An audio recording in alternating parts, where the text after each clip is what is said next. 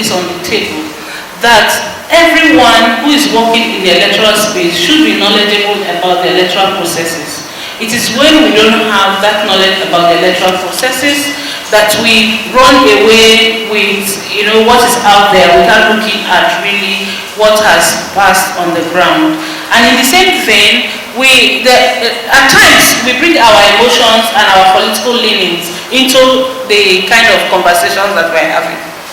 I'm not a card-carrying member of any political party. I don't think anybody can say that I'm a card-carrying member of any political party. But there are some people who are card-carrying members of political parties, and because it didn't go well in some areas, it went well. In other areas they rejoice because it went their way. In other areas they don't rejoice because it didn't go their way.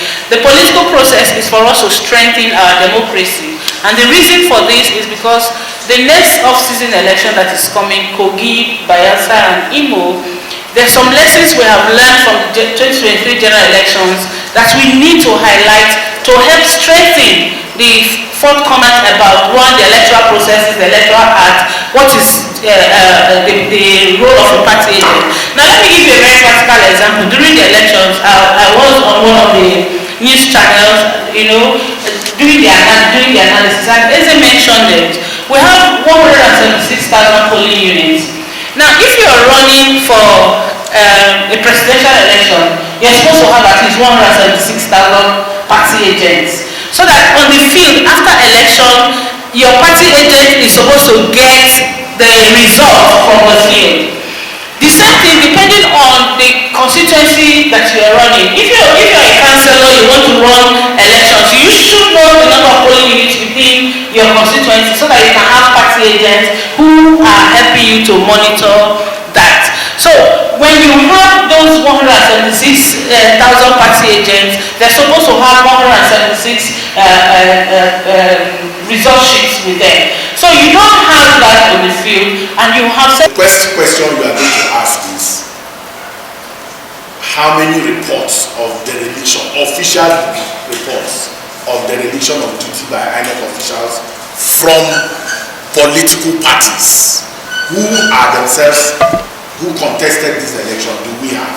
And that is an assignment for colleagues in the media to find out, so that we don't make this general just because somebody feels. Is there a report of dereliction of duty by these officials? That's number one. Number two is the fact that, Georgina, if you write exams and this exam you wrote is marked right where you are, those humongous figures that you are talking about in elections were there.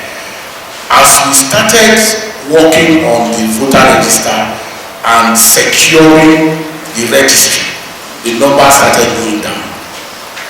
Communities invest in voter registration because they are told that the amenities that come to their community has something to do with their voting strength. So everybody, communities contribute money during voter registration to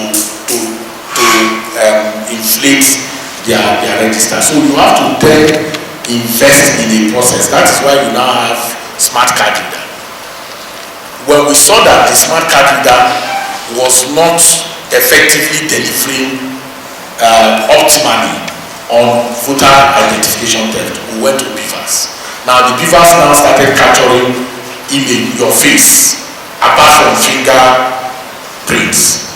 That is why the numbers dropped in 2023.